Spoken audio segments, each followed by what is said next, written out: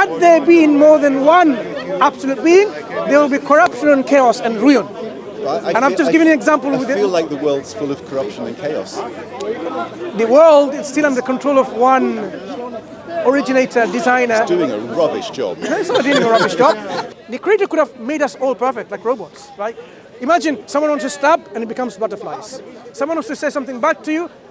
Wow, flowers drop up from his mouth. I like that one. Yeah, imagine. Could we live in that world, please? But in that world, there is a world where there will be all happiness, tranquility, joy, and bliss. But that's the hereafter in paradise. You have to really work for it to go there. But if that happened here, then you would say, I have no free will. I have no free choice. I want to, these people, I want to just slap this guy because it don't make any sense. For example, right? Alex wanted to, but he can't. The moment he wants to slap his hand, butterflies and all these things. So you will say, like, where's my free will?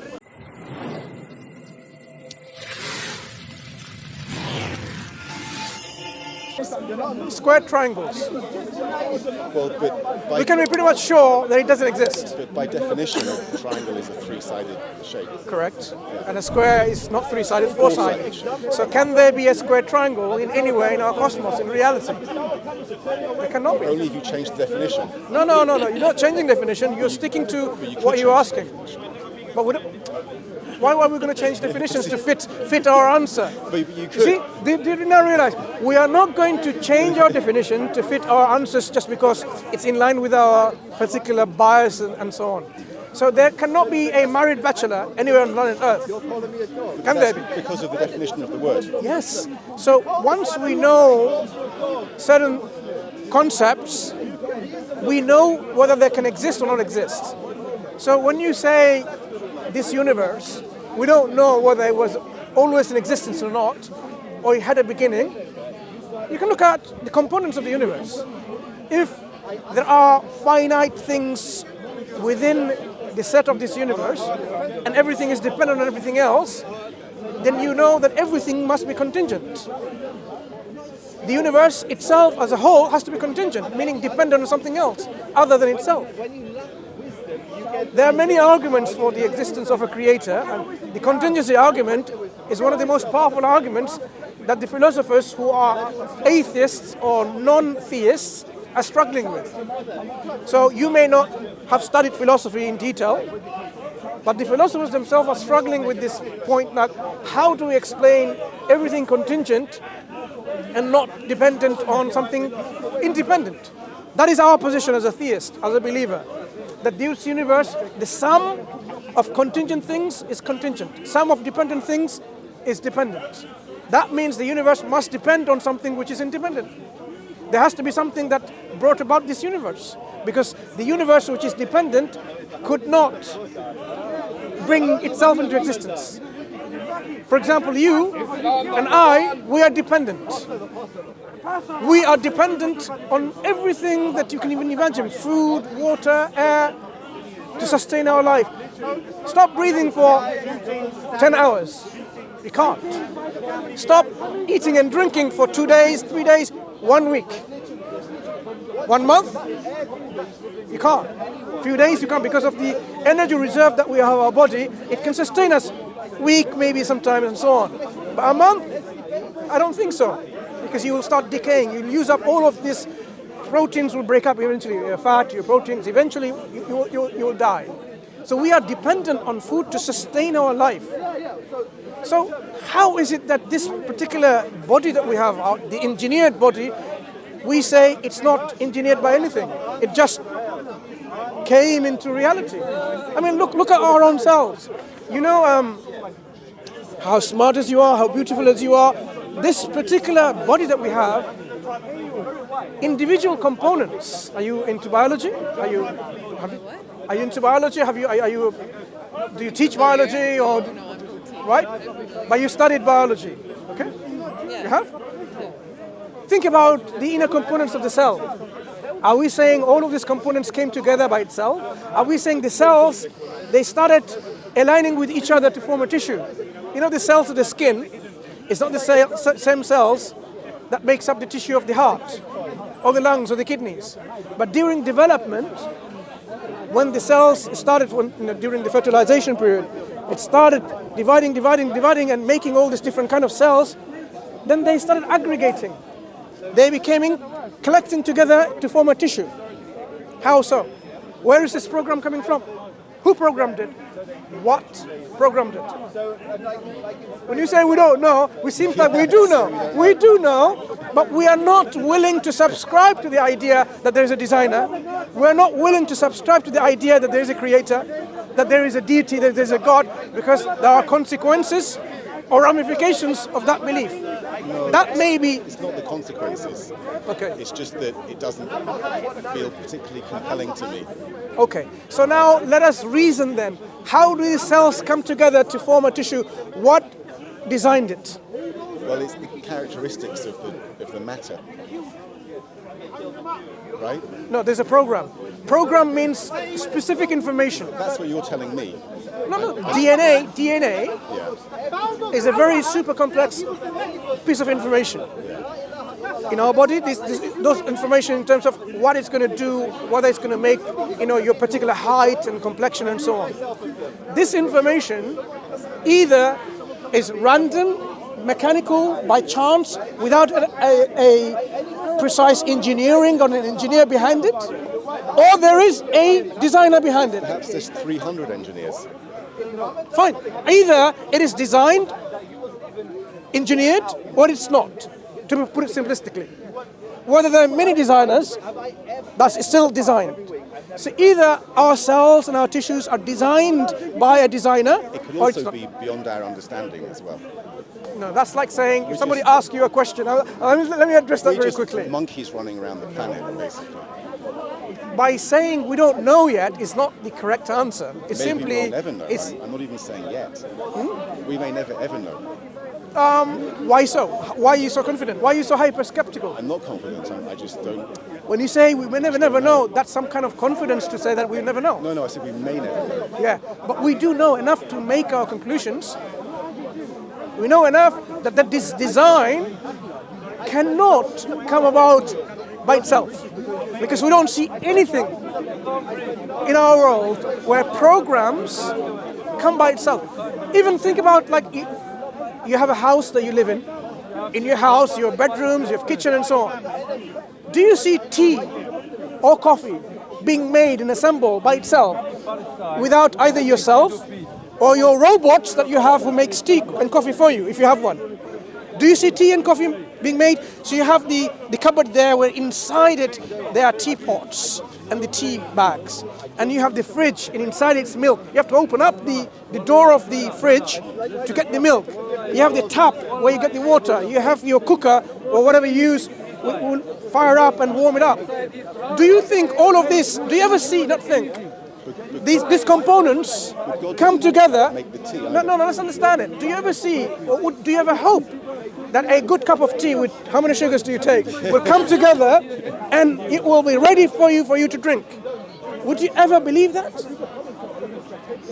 Or are you going to be hyper-skeptical and say, we don't know the answers yet, but it's possible? I'm probably more towards the hyper-skeptical. Yeah, but I think the lady here, she would doubt, because if she wants a cup of tea, she can wait for millions and zillions of years. It will never happen if she keeps on waiting. Because these things won't never happen. She is pragmatist realist. You are... She can make her own tea. Yeah, if she does it, that's proving the point. To make tea, you need a conscious agent who has the power and ability of a will to go and assemble these things together. So this is just information in terms of the mechanical parts to make something. This universe, our DNA, everything that we are here, to assemble these things in a particular order into a tissue of a heart, as opposed to tissue of the skin. This information requires a conscious, willing agent to put this together. That's my point. Now, if you have a good point to argue against it, I would like to hear it. Even if you accept there's a conscious agent, Yeah. how do you conclude that it's the God that you say it is? Okay, it's a very good question. But firstly, we should at least... No, there's no firstly. No. Firstly, at least we should say it's not the sake of argument only that we somehow come to this, some kind of understanding that, okay, maybe there is a conscious agent. Then we want to know what are the properties of this conscious agent. We have to admit at least, okay, it seems reasonable to assert. It seems reasonable to assert that there is a conscious willing agent. Once we... 2 or 3 or 4. No, at least it's reasonable to assert that. Then the next question comes in, how many of these are there and what are their properties?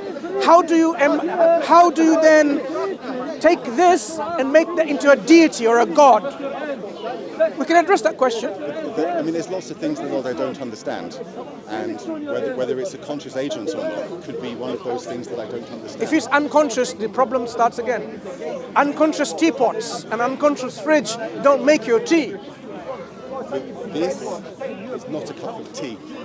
But this already shows in nature, crazy, right? But this nature already shows the handiworks of a conscious engineer.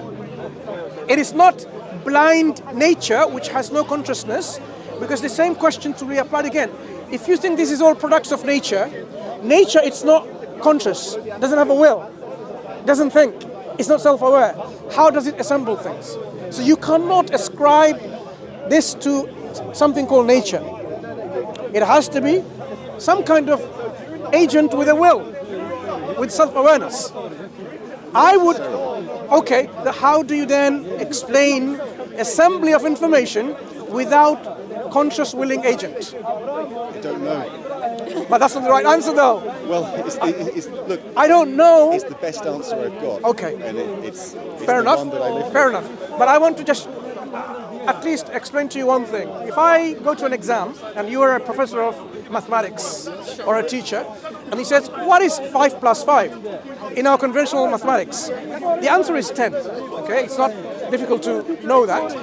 But if I said I don't know, it doesn't mean that's the correct answer. No. I don't know is simply that I'm not aware of the correct answer. I agree with you. So I agree with you that when you say you don't know, that the answer is there, but you don't know it. But I am suggesting when we look at, for example, if you have all the circumstantial evidence, a video footage, someone actually stabbing someone and killing, and zoom in and that's the guy.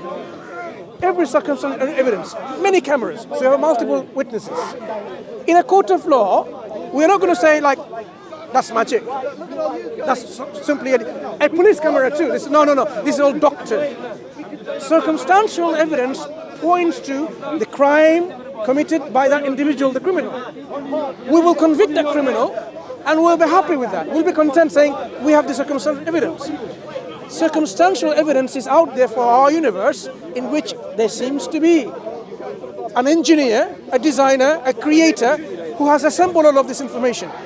If you say, all of that I see, but I don't know yet, it's like the judge says, I don't know who killed him. It's there in front of you. You saw that criminal with a knife, the weapon. He's done the act, the killing, and you still say, I don't know. Maybe in the future I will know.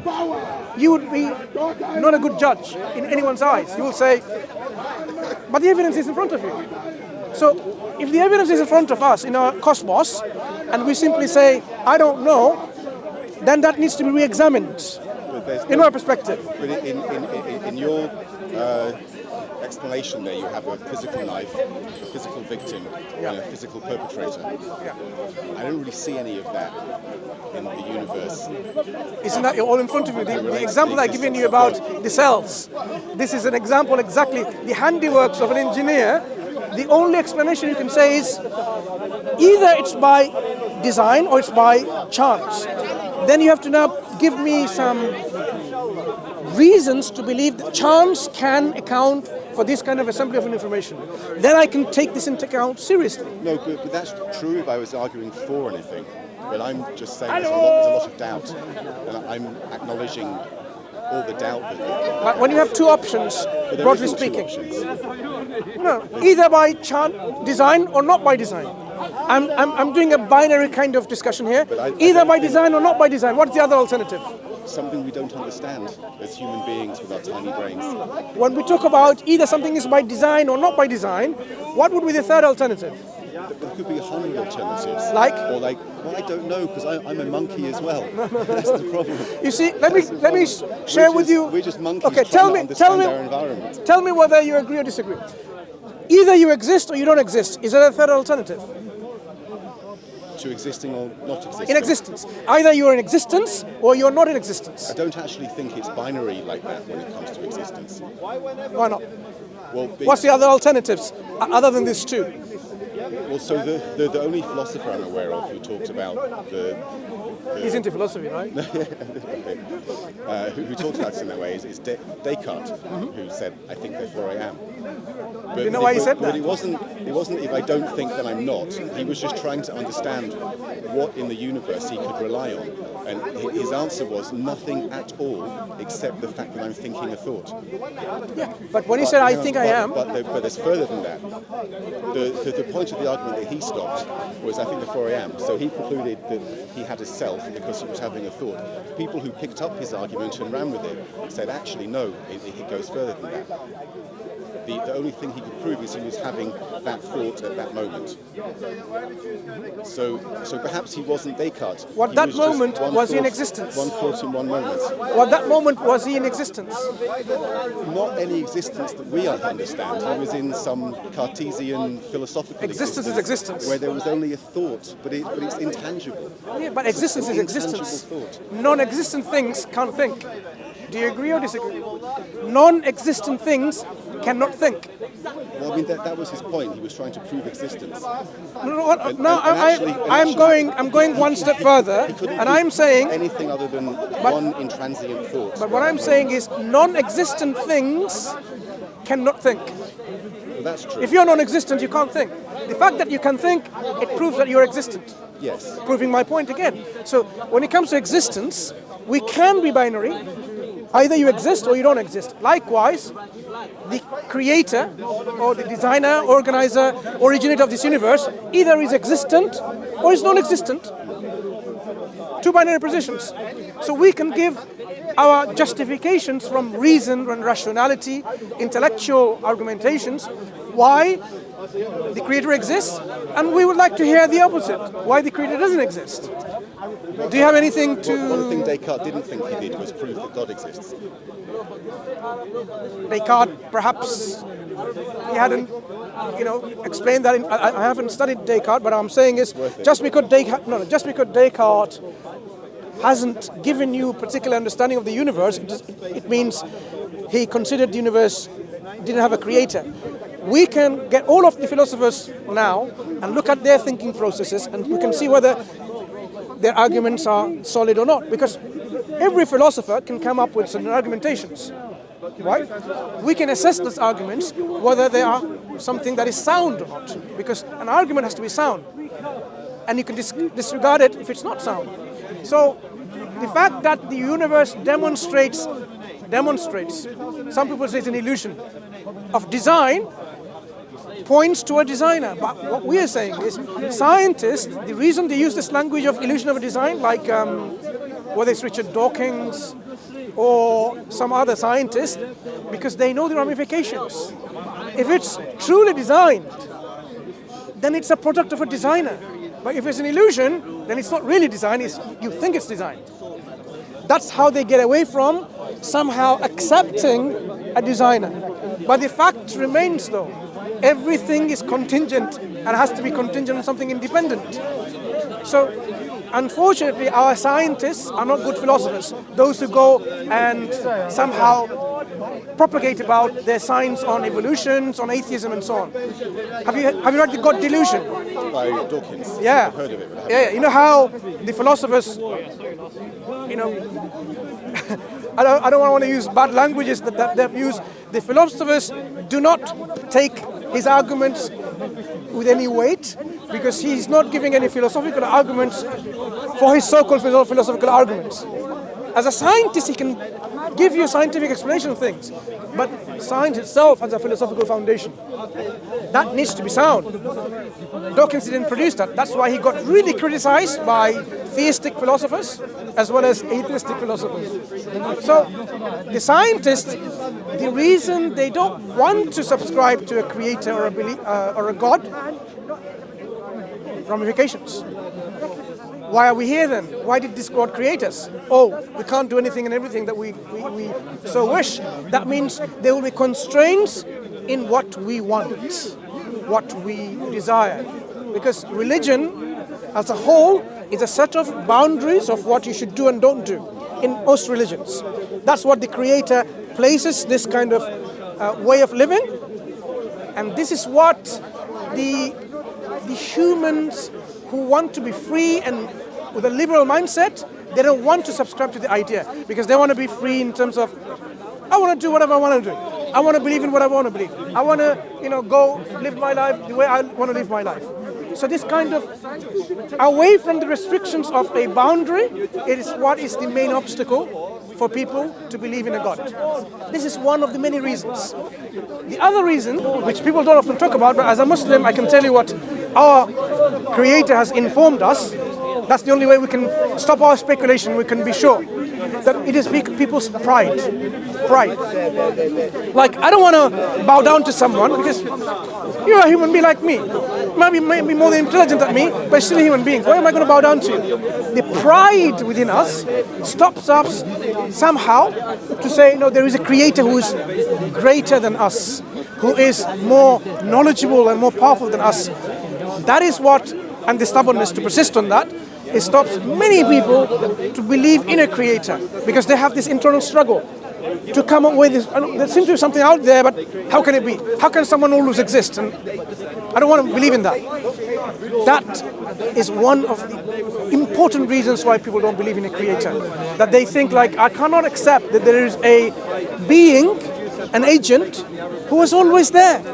Do you know that this is a rational conclusion?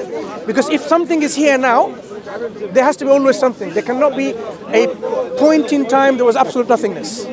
Because absolute nothingness cannot bring about anything, cannot do anything. It has no energy, no quantum fields, no power or ability.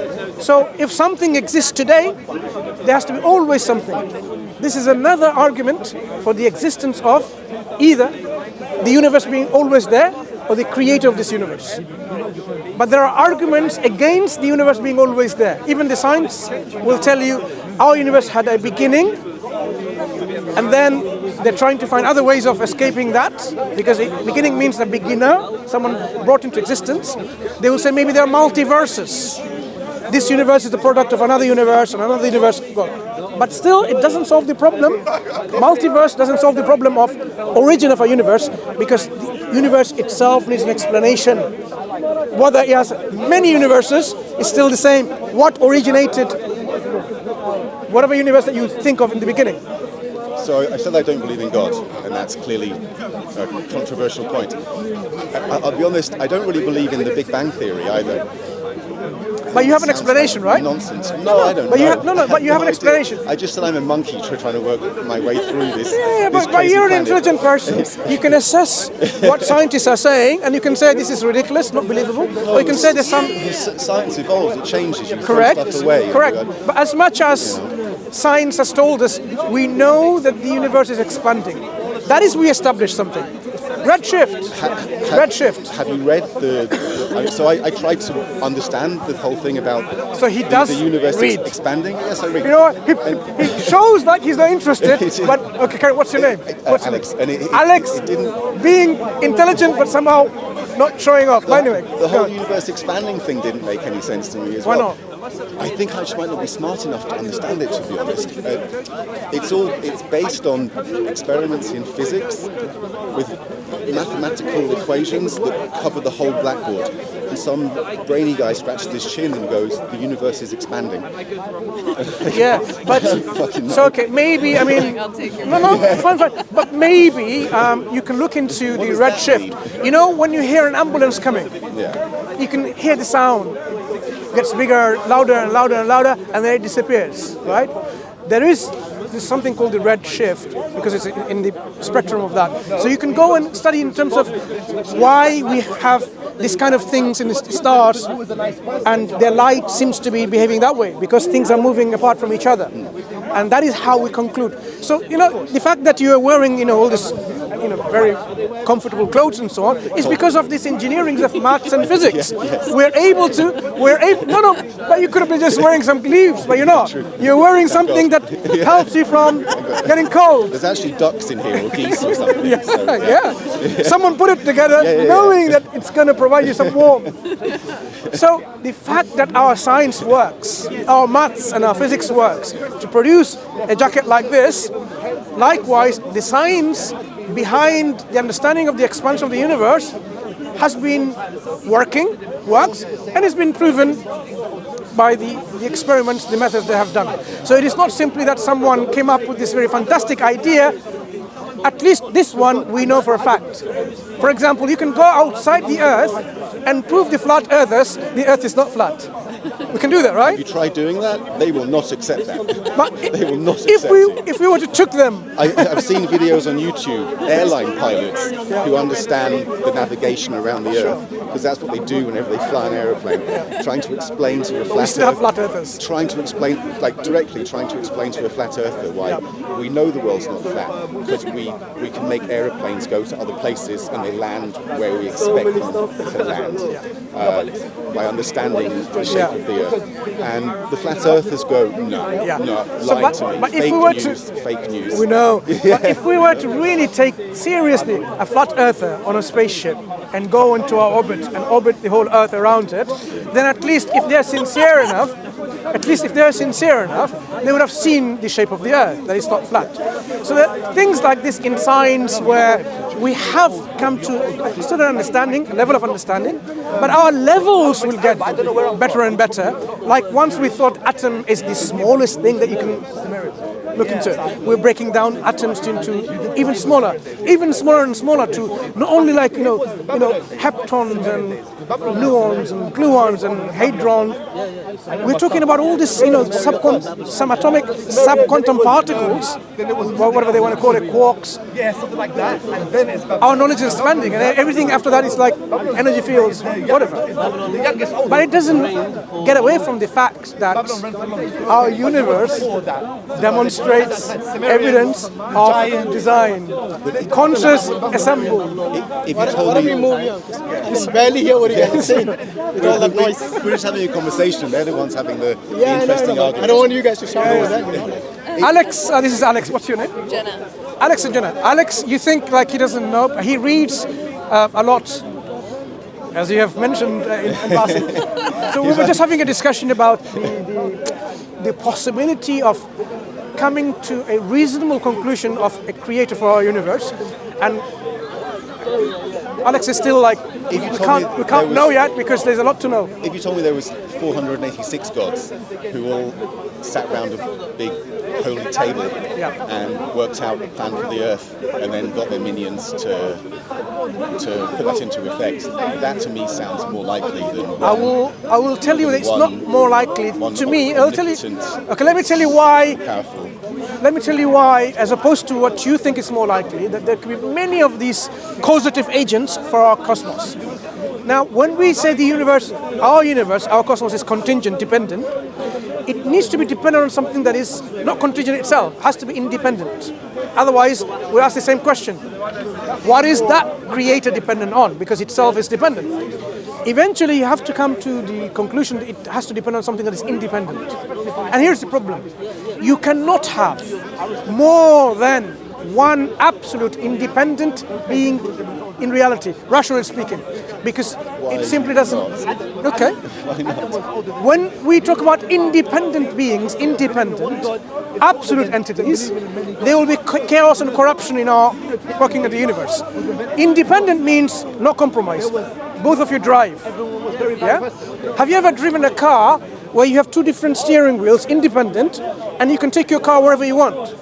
If I give you a car, actually there are some cars driving instructors. Driving instructors. Dual controls. Right? Dual controls. And they're freaky, independent. They're freaky as fuck to drive in.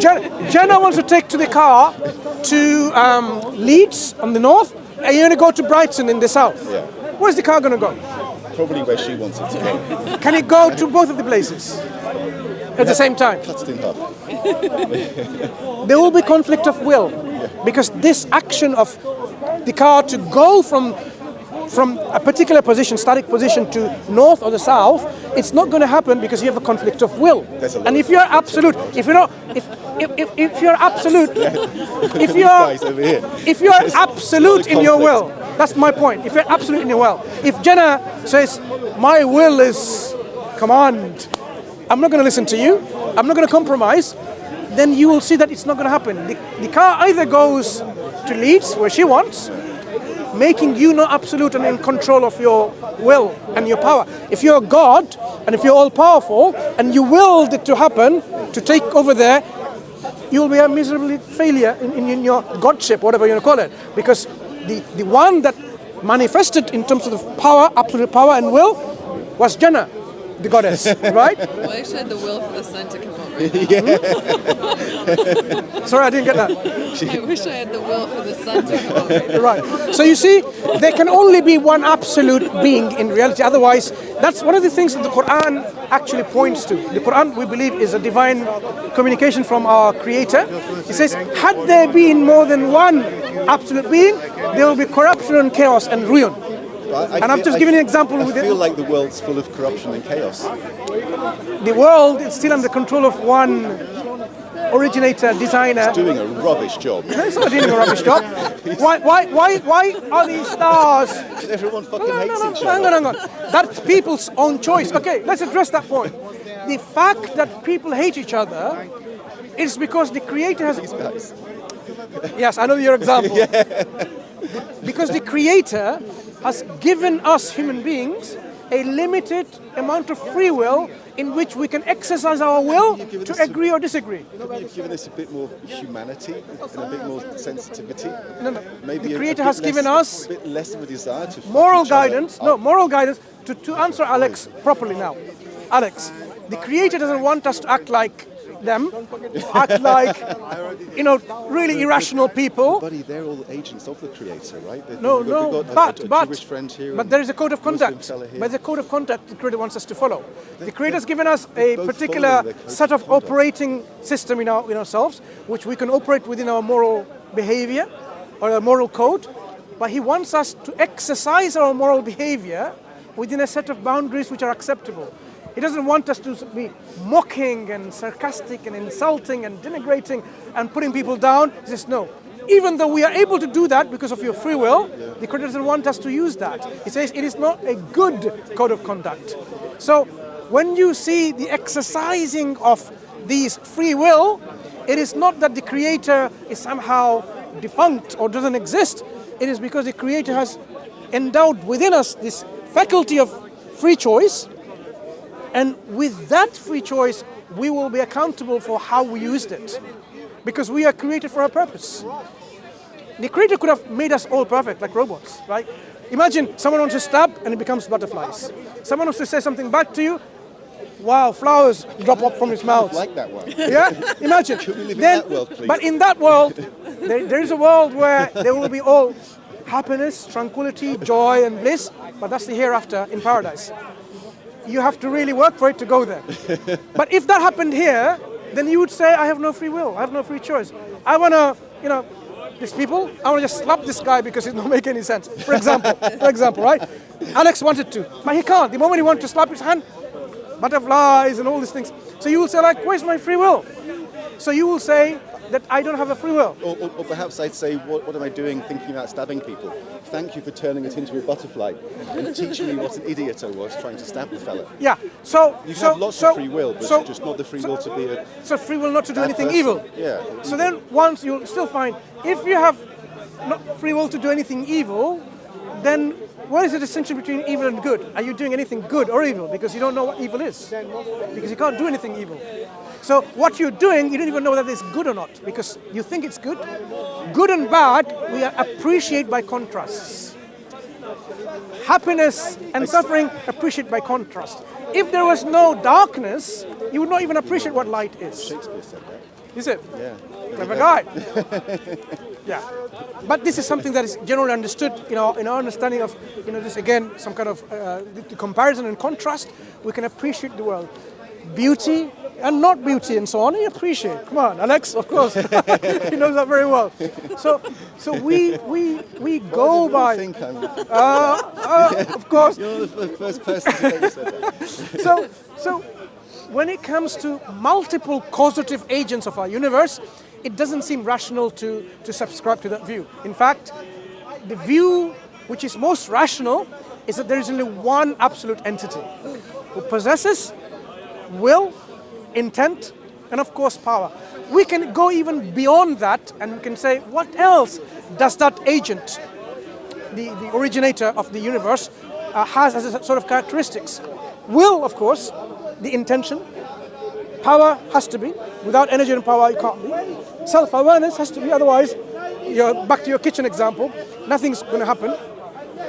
When you have self-awareness, when you have power, and when you have will, this is now becoming a personal agent. Like yourself making tea, a personal agent. When you have a personal agent, has a reason why he created us.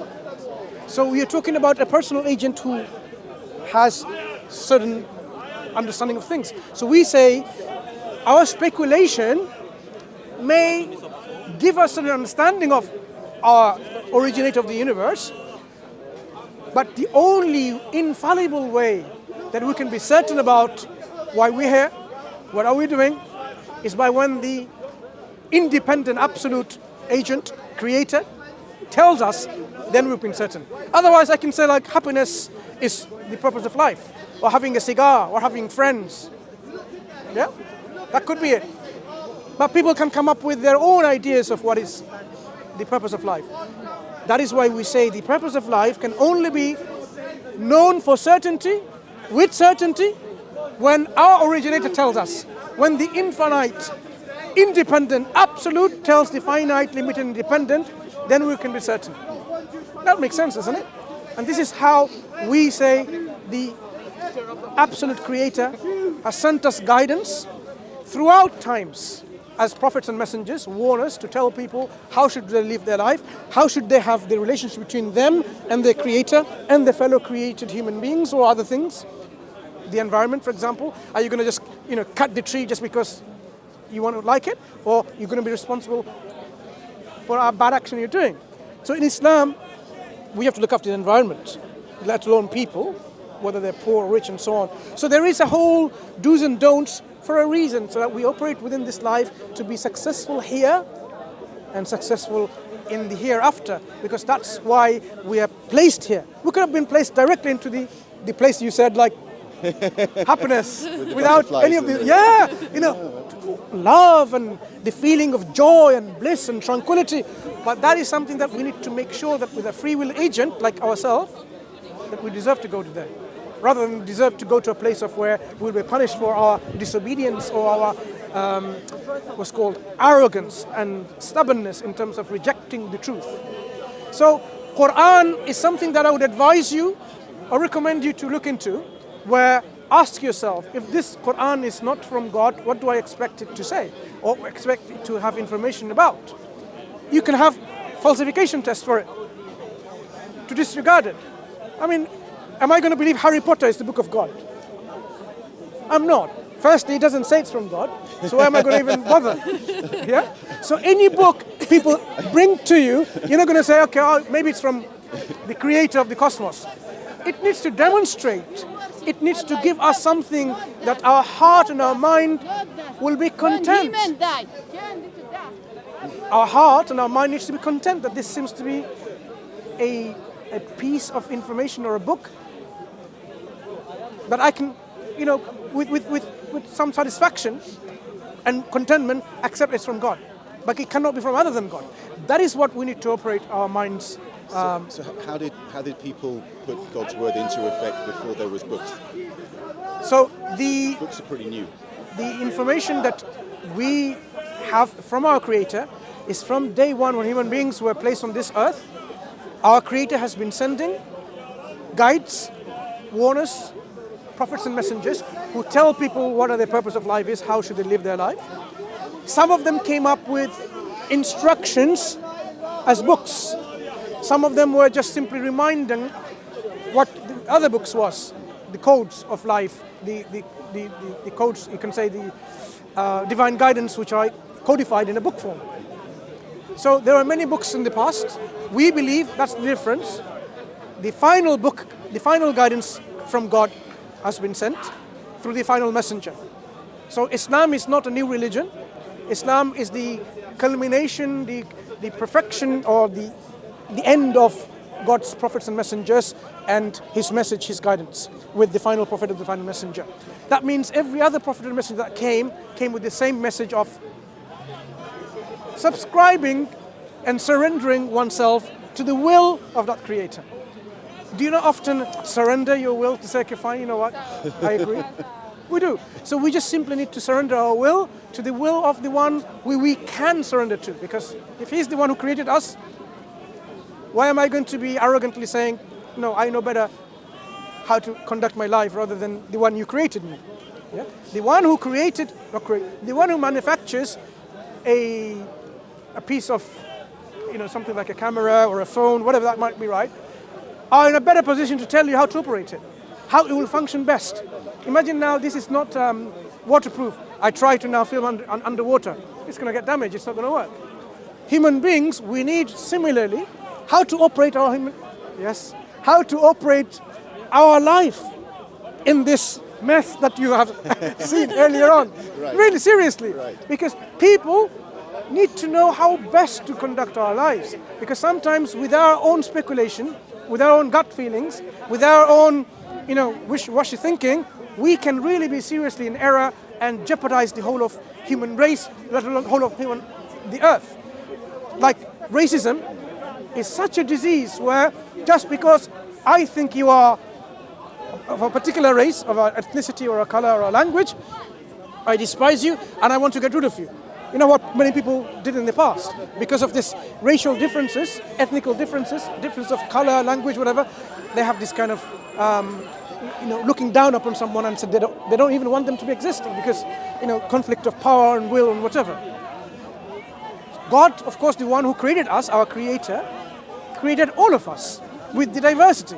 And you'll be surprised to find a particular statement in the Quran that God created, the Creator created us in the diversity of our nations and tribes and languages and colors. Not that we despise of each other, but that we recognize each other.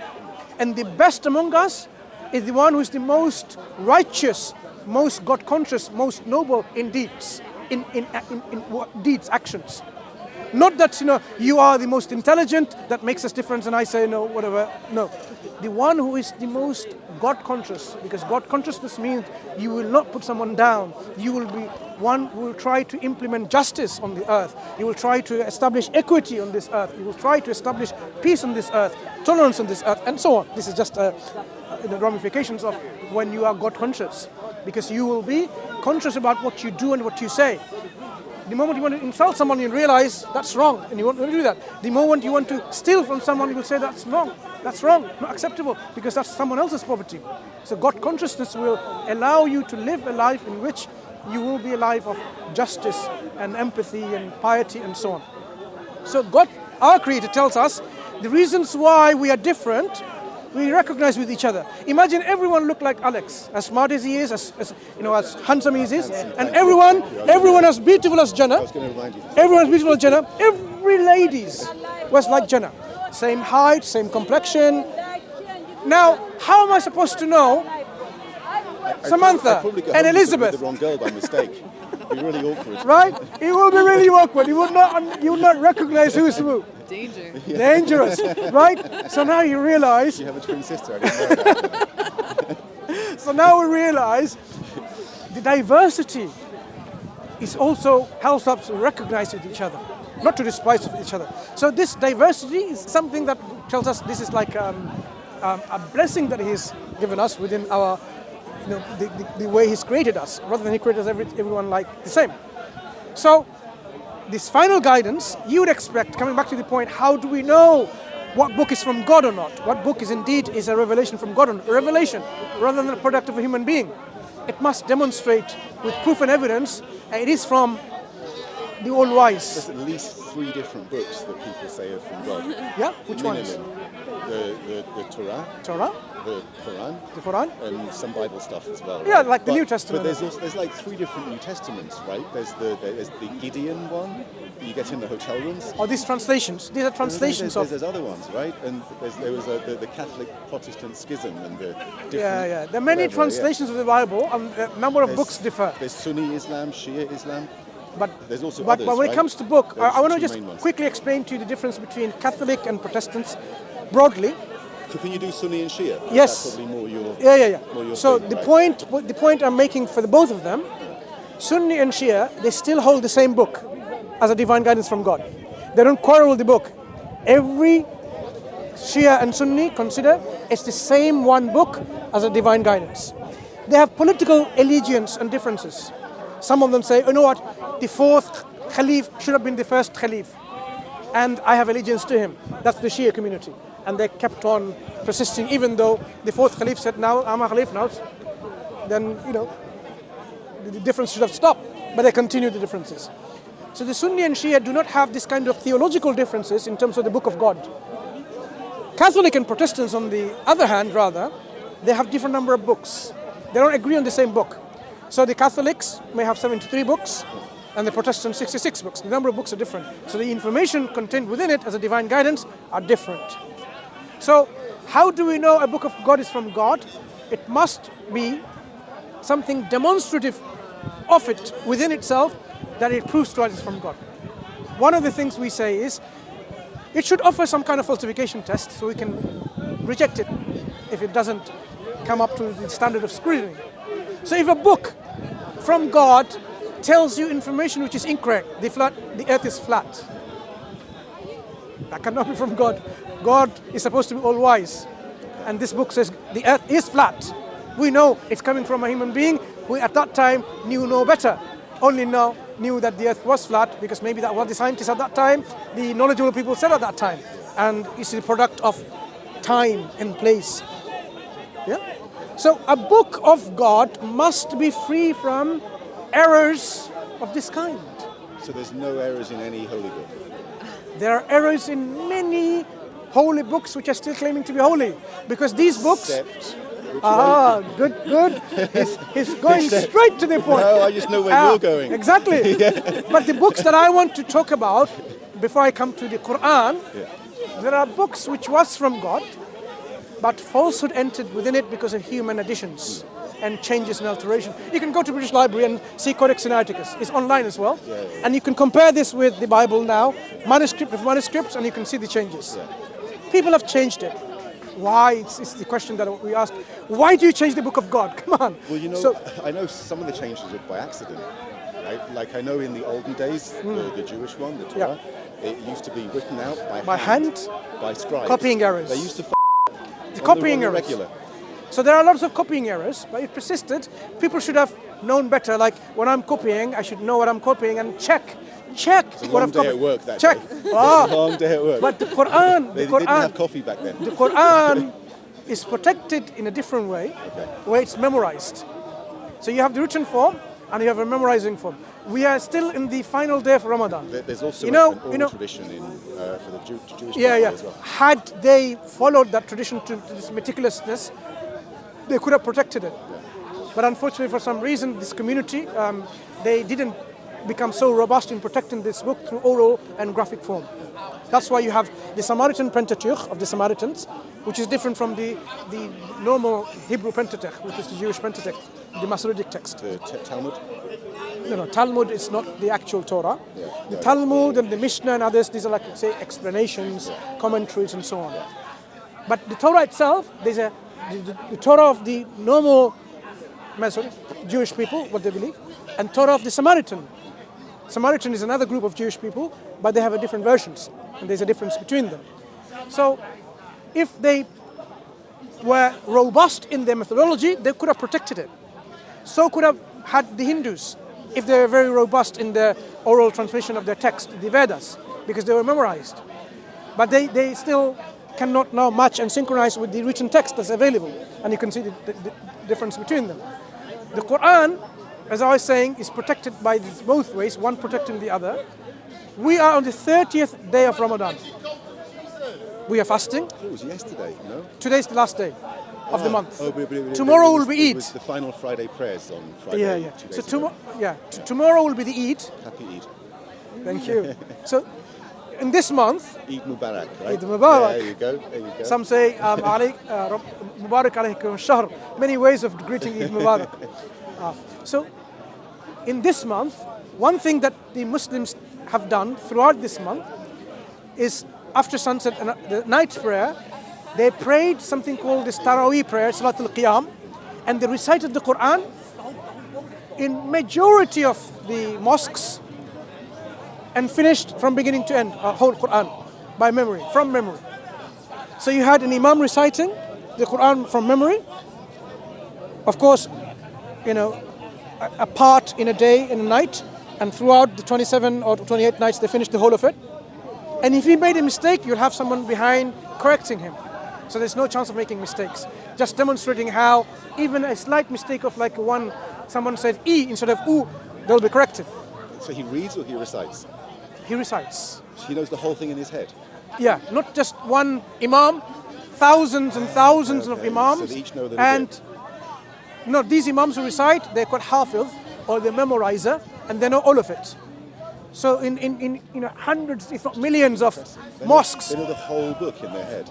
Yeah. We almost most families have some members in their family who have memorized the whole Quran. I have. Whole Quran. How many pages is the Quran? More than 600 pages. And the interesting thing is, they are not even, most of them are not even Arabs. They don't even speak Arabic, but they have memorized all of the Arabic Quran. So you know have the words but not the meaning? So those who they're not native Arabs and haven't studied Arabic language, they've memorized the text and recited text exactly like it recited without even knowing what it means. That's another level of like astonishment. Yeah. I mean, a book that. I'm astonished. Yeah. So you have many children today who have memorized the book even at the age of 6. They've memorized it. 7, 8, 9, 10. And 10 would be like too late. Late bloomer. Yeah. By that time they've memorized the whole book. And it is a book, the book itself, the Quran itself says, we've made this book. وَلَقَدْ يَسَّرْنَا الْقُرْآنَ بِالذِّكْرِ فَهَلْ مِن مُدَّكِرٍ. We have made the Quran easy to remember. Would you then not ponder and reflect?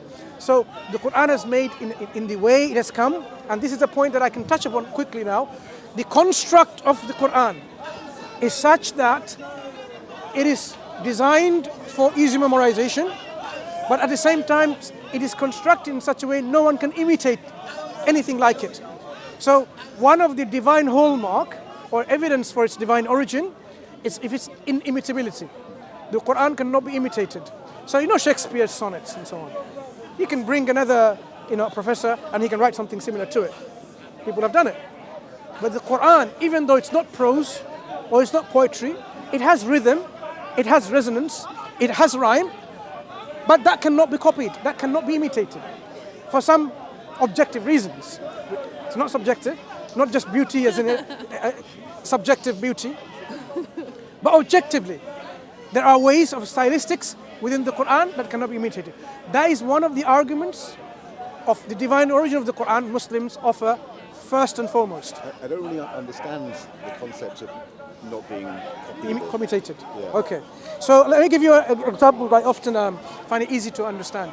You see the buildings there behind you, okay? They're made of bricks mainly. The bricks are connected with each other with cement.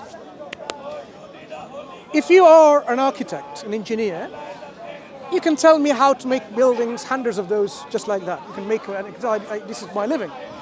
Now what if I was an architect likewise and I said, look, this is my building. And in close inspection, you as an architect building is made of bricks, but every brick is floating in space without touching another brick. There is no cementing. And I say, okay, fine, that's my building. You can't make anything like that. You cannot make or manufacture or engineer a building like mine. And I ask you, go ahead if you think you can do it. Do you think you should be able to do it? As an architect? If you could do it, no, if I produced... Can't you teach me how to do it? Not about teaching. If I produced something to you, like this building, each brick is floating in space, not too much, close to each other, but they're floating. And they're not touching with each other. No architect today can produce something like it. Today, impossible. Because we don't have the technology to do that. Quran is constructed with letters of Arabic alphabet. It's constructed into such a way to make words, sentences, phrases, and so on. It is such that people cannot imitate this construction, like the building. Just to give you a simplistic analogy. It's a difficult concept. Yeah, but that's how, if you're a linguist, you'll appreciate it. That's why I went to an architectural design where I can appreciate it better. So that's the first and foremost evidence or an argument for the divine origin the Muslims will offer on the table about the Quran being the word of God. Because had it been not from God, and it made that argument, I should be able to imitate something like it. I should bring something of this narrative, of this structure. But what is the shape of the letters or the no the shape of the way the chapters are constructed, meaning composed. You know, like for example, I'll give you a chapter example. Please. This is in Arabic though, so you have to bear with me. Small chapter. You have to translate for me. Yeah, I'll translate it immediately. So it starts like this. Bismillah ar-Rahman ar-Rahim. إِنَّا أَعْطَيْنَاكَ الْكَوْثَرَ فَصَلِّ لِرَبِّكَ وَانْحَرْ إِنَّ شَانِئَكَ هُوَ الْأَبْتَرُ. That's it. 3 sentences or 3 lines. You can see at the end there's some kind of rhyming. Kawthar, Abtar, yeah? Wanhar. So there's some rhyming there. But the way the words are constructed in its stylistic measure, we talk about stylistics in terms of whether it begins with a nominal sentence with a noun or a verb or a particle, and how a particle is used, is there an omission or addition and so on. So this is a simple construct, and you might find what's so unusual about it. But if someone were to replicate it with this kind of same stylistics, they can't. To give you a scenario, I mean how the Quran came with a linguistic genre, this is how the linguists themselves, the Arabists themselves are now acknowledging, it's a unique genre in Arabic language. So one of the verses that we recited, a statement that we recite every day in our prayer is Alhamdulillahi Rabbil Alameen. Praises and gratitude be to the Lord of all the worlds. Nothing astonishing about the statement. But in the Arabic, the words are used Al-Alameen, Rabbul Alameen, meaning Lord of Al-Alameen. In Arabic language, at the time when the Quran was given, the Arabs and the people within the region, whatever they're in the Arabic language, to them there was only one world, which is everything. And that was Alam. There is no such thing as worlds, like now we understand worlds. But there was only one world. So to tell you as an Arab there's more than one world, you'll say, don't be ridiculous, that this is it, all there is. So when the Quran came and said, no, God is the Lord of all the worlds, demonstrating there are other worlds that you can't even conceptualize, for them to bring something like it within the stylistics. Now how do I bring a particular concept in which I don't even have a concept? Because it's not in our vocabulary. That is how the Quran limited them from, numbed them from bringing anything similar to it. This is just the first statement, one of the first chapter. And objectively this is demonstrated how these linguistic novelty is used in the Quran, in which it far exceeds the number of words within a particular chapter. Okay? If a chapter has, say, 10 words, this kind of linguistic novelty will be more than 10 for every chapter. So an objective way associating not with number, quantity, but also going into the qualitative measurements of assessing the linguistics. Let's leave it there, it's too complicated. No, it sounds, but I have heard other believers of different books saying the same thing about their own books as well. Yeah, and we can examine each of these books. Yeah. You see, look, an inquisitive mind, a rational mind, a mind which is open to reason and open to evidence, would be able to assess all of these things. So you can bring the Torah, you can bring any of the books, and you can say, look, let's look at and examine the evidence. If the evidence is strong enough, then you should at least say, okay, it's a strong evidence for its claims to be. So if I give you an example, I want to give you a real example which is an eye-opener in terms of whether this information comes from the all-wise or not. At one point, human beings were really wicked. This is history, right? From a book. You mean like yesterday? No. Today? No. This morning? I'm talking about a historical narration. So God saw the wickedness of the people and he destroyed them by flood. So there's a flood story. And he saved a few, his chosen ones, who didn't show this kind of wicked behavior. Is that the Noah's Ark? Instead of Noah's Ark. Yeah. There you go. And then God made a promise a covenant, a binding contract. You know what? From now on, I am not going to destroy mankind wholesale like this. And as a sign of my contract, a covenant, I'm going to put a rainbow in the sky. And when I am about to destroy mankind, and I look at the rainbow, and I remind myself that I won't destroy mankind again. Now here is the problem. The rainbow is not put there as a sign of the covenant to help people to remember the covenant. It's there for God to remember that He made a covenant. Does it make any sense? The all-wise, the Creator who's absolute, who did not acquire any knowledge from anyone, that means inherent knowledge. This inherent knowledge knows no limitations. So it's not going to become ignorant. So He doesn't need reminding. If a book then says, God puts a mechanistic thing in place, the moment he sees the sky and looks at the rainbow, he says, now I remember the covenant I made. That cannot be God. Because God isn't forgetful. God isn't someone who forgets. God doesn't need reminding. So this is in the Torah of the Jewish people, and this is in the Torah of the Christian people, because they inherited this book. So our understanding of this reality is this information man added in the scripture of Book of God from their own understanding of God, and which is incorrect. It contained originally the original guidance, divine guidance from God. They corrupted it with these human alterations and giving human attributes of deficiency to God. So that book, as it stands now, you can safely say is corrupted message from God. Or if you don't consider it in any way was message of God initially, it cannot be from God, because it shows deficiency in who it claims it's from, a God who is forgetful. But by logical extension, by rational inquiry, our absolute independent agent has to be all knowledgeable, all wise, because there's no limit put or can be put to something that is always in existence. So that is one example how we can assess. Does it contradict? Does it give you incorrect, imperfect descriptions of God? Quran, on the other hand, like you said, like there's an exception. The Quran describes God in God's perfection. Quran offers you a lot of information about reality, from history, from science, from archaeology, from biology, from many things of everyday life, of our knowledge. I'm sorry about the science. There is one example I know about Quran. About this size. Talk about the sea, the two seas in the South Africa, and mention about this. Prophet Muhammad never been there.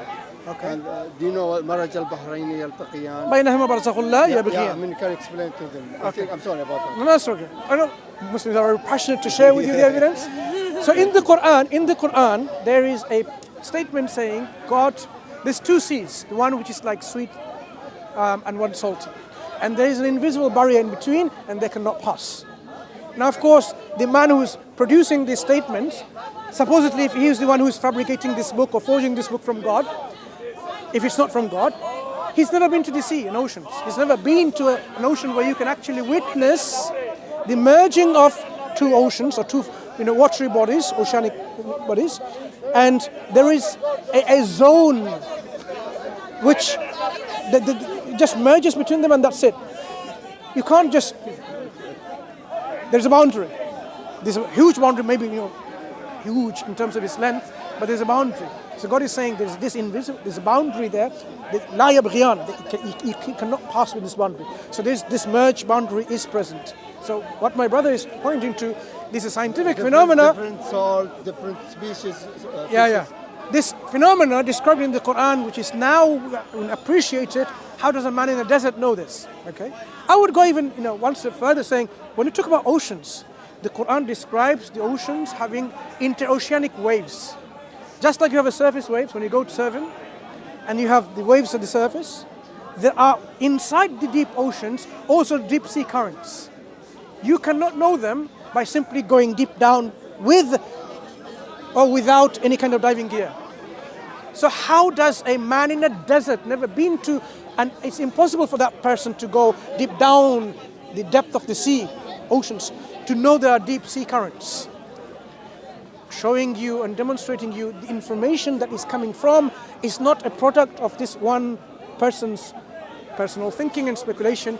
It cannot be the product of even a society. They cannot even come to this understanding, the scientific phenomena, through their science of the day or the science of the nations around. Because that information now is something everyday knowledge to us because of our technological advancement. So how does the Quran know this? The Quran says it's from God, of course he would know, because he's the one who made all of these things. But if someone who doesn't believe the Quran is the word of God needs to now rationally sit down and say, how do I explain this phenomenon? This is where you'll be struggling with the Quran to say, okay, if it's not from God, then I need to explain it. Maybe chance, but how can be chance when there's so many coincidences? There's a limit to chance, even in mathematics. We put like, yes. Oh, man. There's a probability. I mean, there's a limit to everything.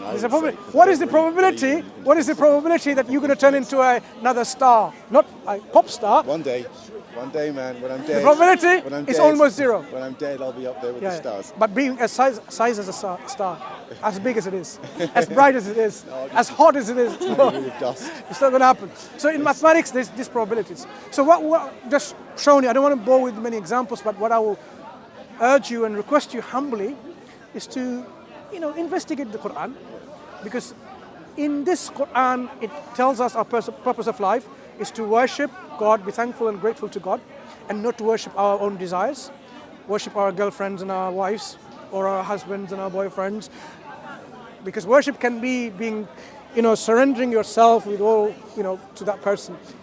Quran says we can take our own desires as gods. So Quran is saying, God is saying, that worship no one. Reject the worship of all of these things. Take none as object of worship, but come back to the worship of our Creator who created us for a purpose. And the purpose is to worship Him. So if we really use our minds and our intellect and worship this Creator, then there is this consequences of that actions of belief and actions of our limbs, that we will be the recipients of the grace of God that will put us into this paradise, this heaven that we want to really enjoy, not of course torture and suffering in hellfire. So if we fulfill the purpose, we aim to see this is the reward waiting for us.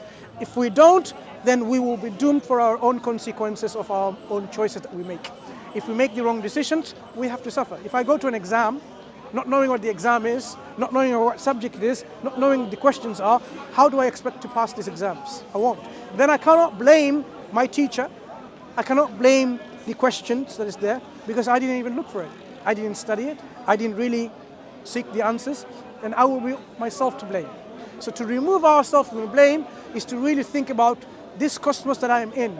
How do I fit in? It doesn't look like chance made us. Doesn't look like, but it looks like with all demonstrative reasons out there, there is a creator out there. So let's find out who this creator is, why this creator created us, and take it from there. Take it from there and then subscribe to the wills of this creator and say, now I will surrender to you. Does that make sense? Should we go somewhere warm? Yeah? Take care, Jenna. It's all right. Take care. Take care. Take care, and all the best. Hope you to both encourage yourself to read the Quran. Thank you, sir. Yeah? Take care. Thank you.